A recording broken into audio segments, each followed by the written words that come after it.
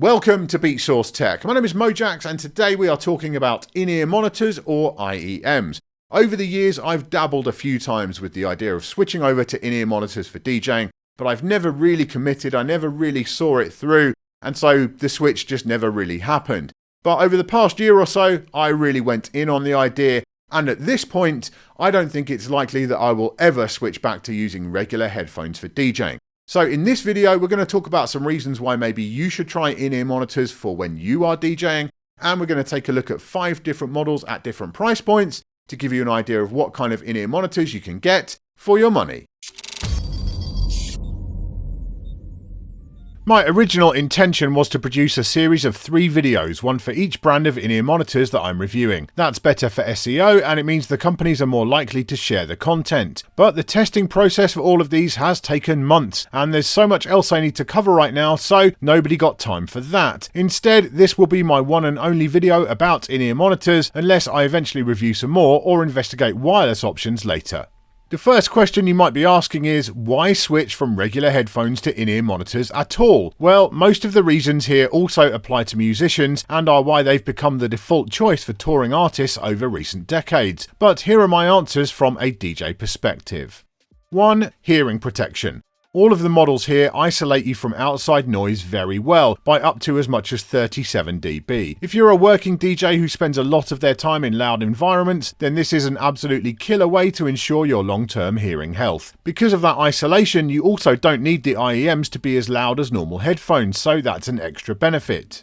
2. Reliable monitoring. If you only perform in the rarefied air of, say, big festival stages or big Vegas clubs, maybe the booth monitors are always on point for you, loud, clear and well positioned. But out in the trenches where most DJs play, that often isn't the case. I've done countless gigs with monitors that were too small, too far away, blown, or many times simply non-existent. With IEMs, your personal monitoring situation is always on point, whatever the venue provides you with. 3. Accuracy. Following on from that, what using in-ear monitors has taught me is that even when there were booth monitors, a lot of the time I was missing a whole bunch of detail and nuances in the tracks that I play. With a high quality pair of IEMs, those details are always clear and present, and I absolutely believe my mixing has got better because of wearing them. I can really hear what's working and what isn't during blends and adjust accordingly. 4. Flexibility. Because you don't actually need speakers of any kind to perform, you can play literally anywhere. When I began streaming on Twitch at home during the pandemic, I was playing late at night and couldn't disturb my family, so was always in the headphones, and switching to IEMs made that a more comfortable experience. I was going to mention comfort next, but that is definitely subjective. Some people will find having things stuck in their ears way more comfortable than wearing big headphones on their head, and others will feel the opposite way. That's down to personal preference, and that's why in my 2022 wrap-up video, I suggested that you try some cheap Chinese IEMs from a brand like KZ to get a feel for whether the whole in-ear monitor thing works for you before buying dedicated ones for DJing. It may simply not be right for you. And in the spirit of keeping it real, here are some other reasons why in-ear monitors might not be a great choice for you. 1. Isolation. Reducing the amount of outside noise coming into your ears is great for your hearing, but some DJs can find it makes them feel too removed from the crowd and the room. Some brands have ways around that, but fundamentally isolation is one of the main reasons to use in-ear monitors, so if you can't ever get comfortable with that, fair enough. 2. Ease of removal. Depending on what kind of tips you have on them, taking in-ear monitors out of your ears and reinserting them can be a faff. I leave them in throughout my sets, but if you do need to remove them and put them back in to speak to people or to monitor the house system, then this can be more frustrating than simply moving headphones around on your head. And 3. Headphone mixing can be quite hard. I can't pretend that moving to IEMs was entirely smooth sailing for me. As someone who'd spent the best part of 30 years DJing with regular headphones and monitors, it took some adjusting to. When playing on digital sources with tools like waveforms, BPM displays and sync, it wasn't so hard, but I just couldn't play 45 sets with IEMs for a long time. Now, after persevering, I can do that without issue, but it took a while. Things aren't helped by the fact that a lot of the gear I use, shout out to the SE11 here, don't have split Q. Again, I've adjusted to that over time, but you may find that you can't even use IEMs without it.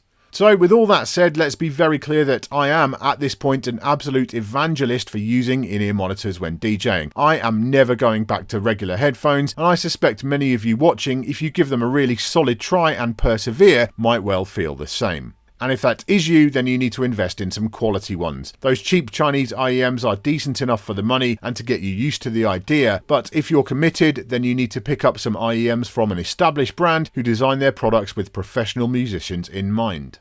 The first name that always came to mind there for me was Shure. Almost as renowned for their IEMs as they are for their mics, they have a wide range which covers a ton of price points aimed at both professionals and consumers. The entry-level product in their Pro line is the SE215 Pro. A word of caution, there is a consumer 215 which has a shorter cable, too short for DJing in my opinion, so make sure you're getting the Pro version. They have a street price of $99, which makes them the most affordable ones in this test. In the box you get the earphones, a selection of foam and soft flex tips, a soft zip-up case, and a 64-inch cable. The Pro version is available in black or clear. Importantly, the cable is detachable, never buy in-ear monitors which don't have that, and it uses an MMCX connection which is widely used by Shure themselves and a lot of third parties, so replacement cables are easy to source. You can even convert the 215s to Bluetooth for travel or day-to-day use if required.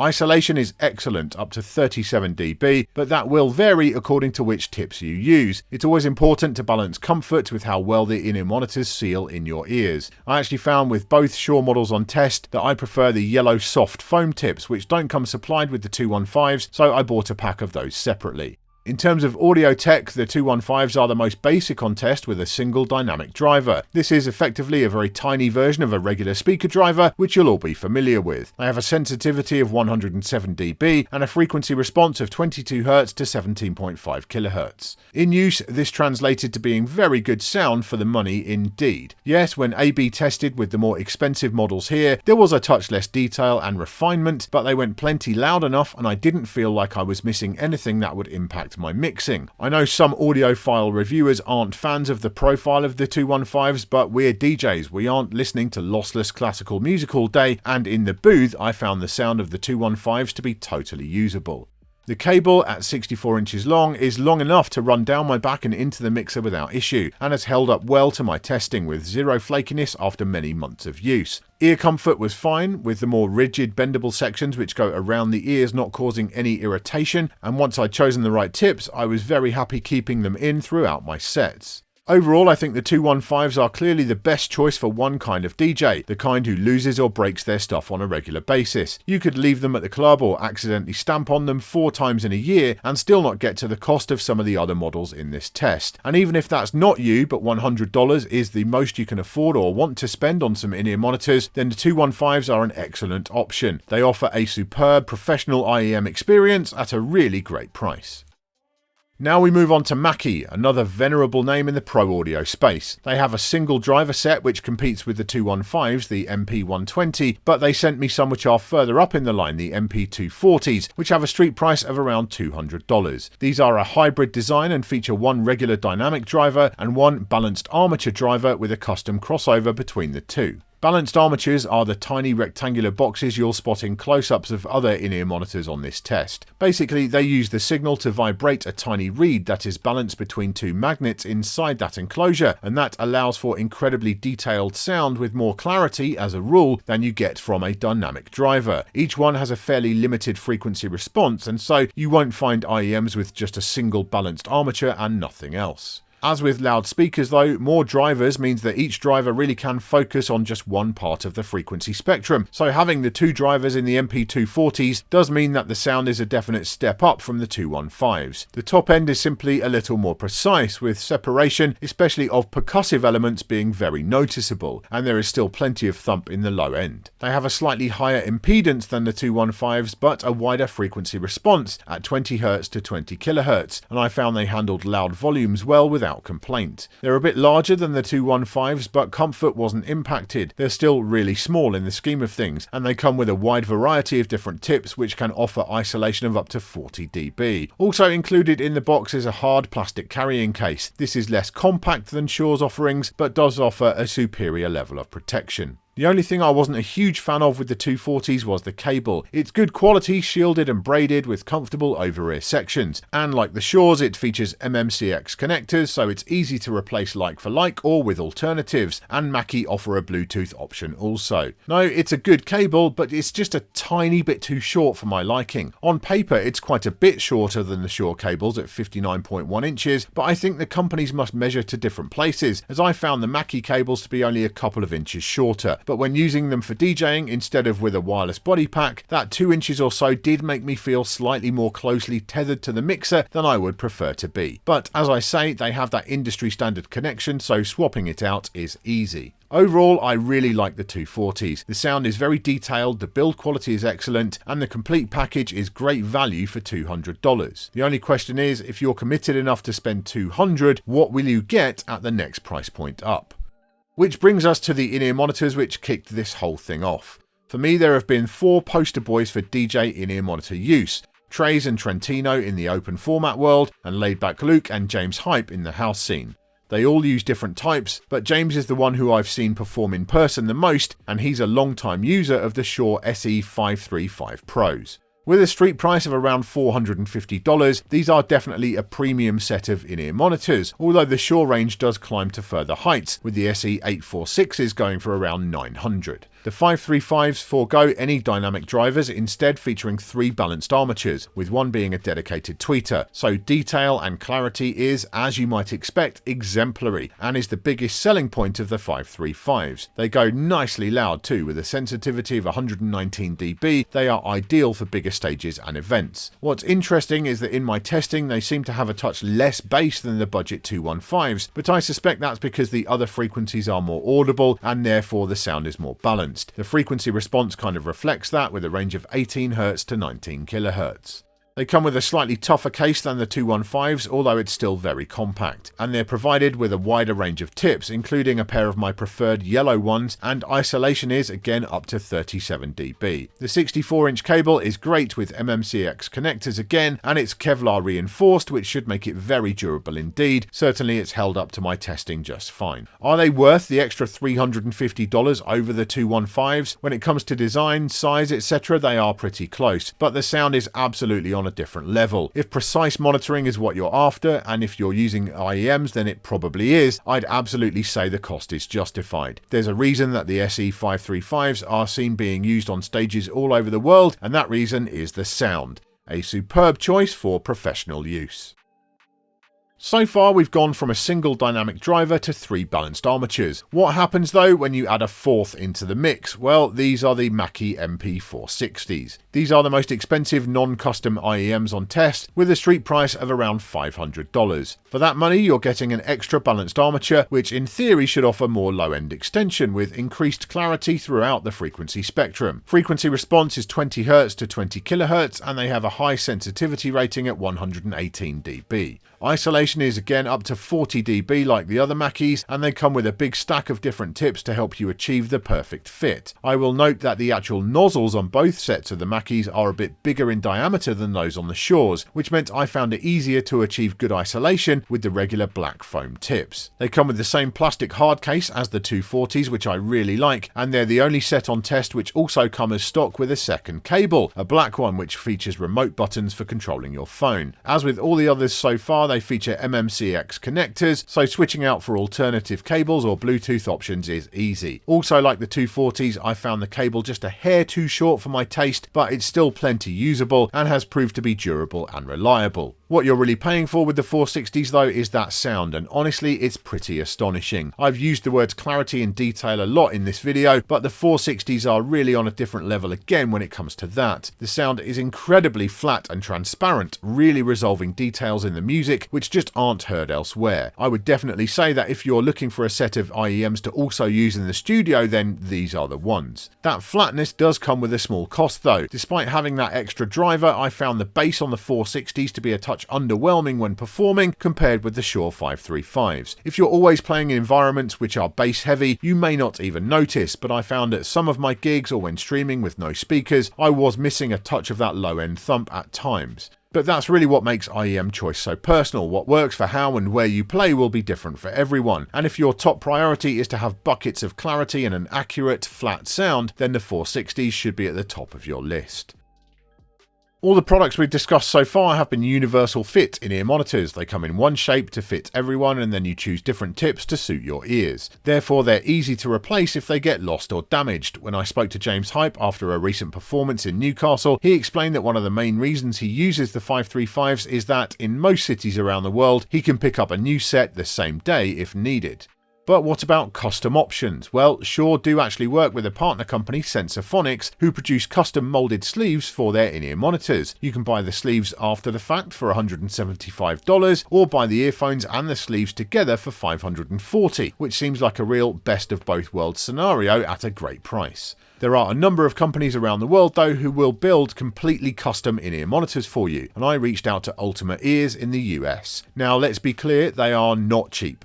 Their line starts with the UE5 Pros at $549, which have 2 balanced armature drivers, and goes all the way up to the UE Lives, which are packed with an astonishing 8 drivers and are almost $2,300. It's not just the number of drivers though, each model is tuned slightly differently for different applications. The ones they sent me are the UE11 Pros. Slap bang in the middle of their price range at $1,299, they are very pricey indeed, but they are the model that's designed with drummers and DJs in mind.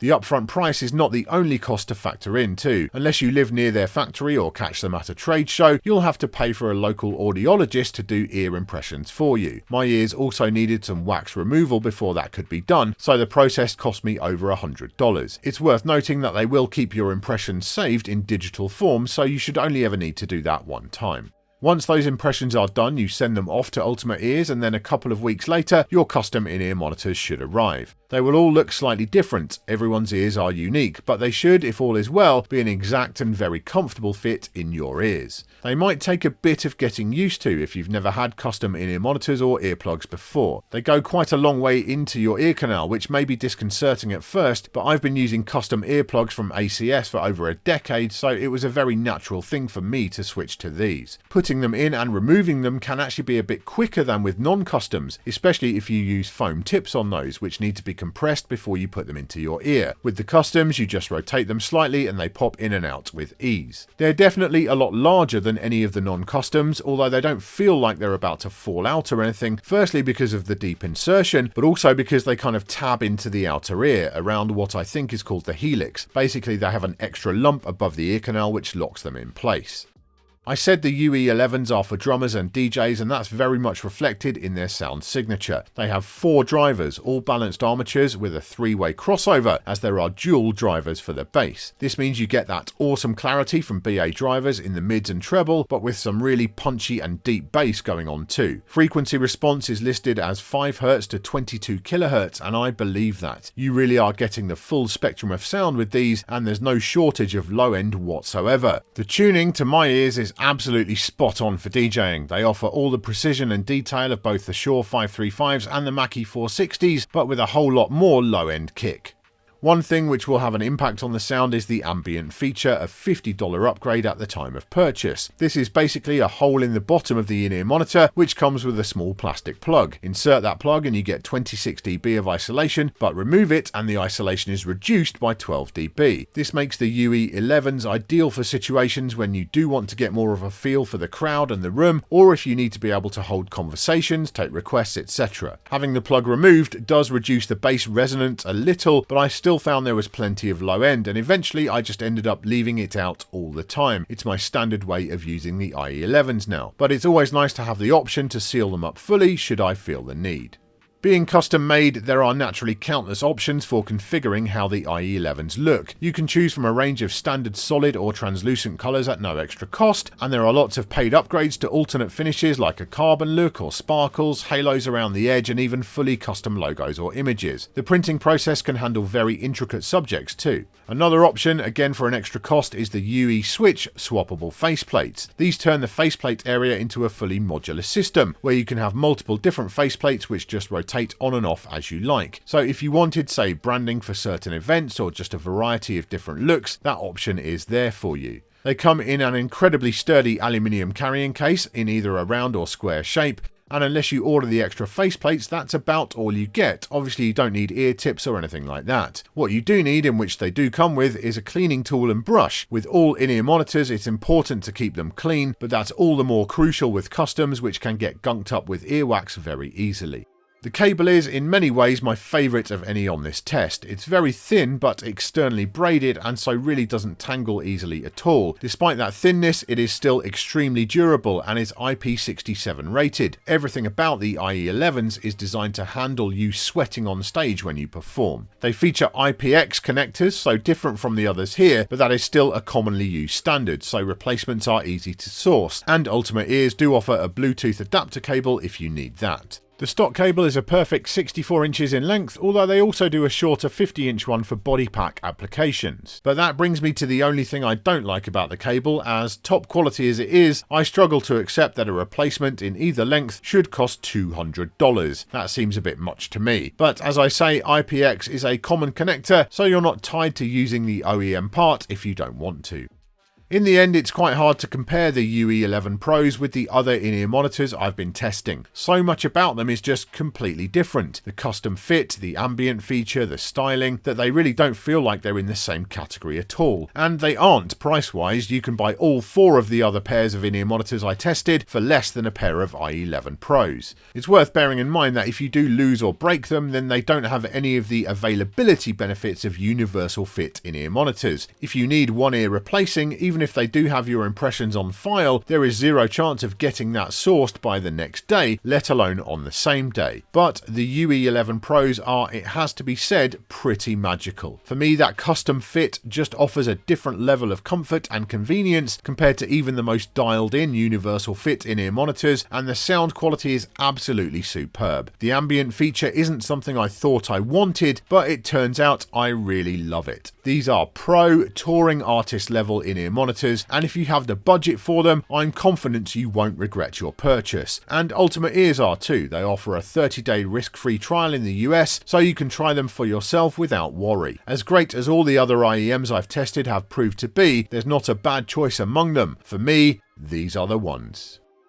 So there you go, my thoughts on 5 different sets of in-ear monitors that maybe you should try for your DJing. My overall conclusion, that the Ultimate Ears UE11 Pros are my favourites, should really come as no surprise. In fact, it would be a pretty massive shock if they weren't my favourites for 2 reasons. Firstly, the price. They're very expensive, in a whole different price category from all the rest, and indeed, you can buy both pairs of Mackies and both pairs of Shures, and you'd still have change left over from the base price of the UE11 Pros. So they are definitely a premium product when it comes to price. The second reason they should be my favourites is because they are customs. They are literally designed to fit my ears perfectly. And they do. And that is a different experience from using universal fits. I've got some really comfortable fits with those universal ones, absolutely.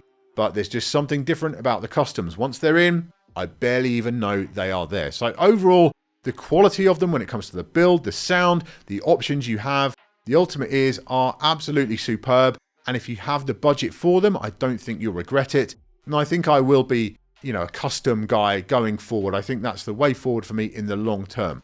But to bring that back around, the real pleasant surprise of doing this review series for me has been just how good all the rest of them are as well. Going right down to those Shure 215s. For $100, you are getting quality in-ear monitors. I was very happy doing entire gigs with those. The sound is good, it's punchy, it's loud, the cable's great, the fit is good. Overall, yeah, they offer a great experience for just $100. And it is worth spending the extra if you've got the money for it. If you want to go that little bit higher, yeah, you get to 200 with the Mackie 240s, and then you're getting a balanced armature, you're getting the two-way crossover. That is a slightly better sound experience. And then you go up to the $400 to $500 mark, and then you're talking about real pro stuff with the 535s and the 460s. Yeah, we're into some different territory there. The sound is definitely on a whole different level. But as I say, all of them I recommend. If you come to me and ask me about any of these models, say, are they worth the money? I'm going to say yes, because they all offer that great premium in-ear monitor experience that I was looking for. They all delivered it in full. In the comments this week, let's talk about headphones and in-ear monitors. Have you switched over to in-ear monitors? Did you give it a try and then you switched back to regular headphones? Is there something about the way that you use your headphones that means you could never switch to in-ear monitors? Maybe you're a lollipop kind of DJ and this is what you'll be using for the rest of your life. Let's talk all things headphones and in-ear monitors in the comments below. Thank you for watching this episode of Beatsource Tech. I do hope you've enjoyed it or found it useful. If you have, please give the video a thumbs up and make sure you subscribe to the channel so you don't miss any future videos. I'll see you next time.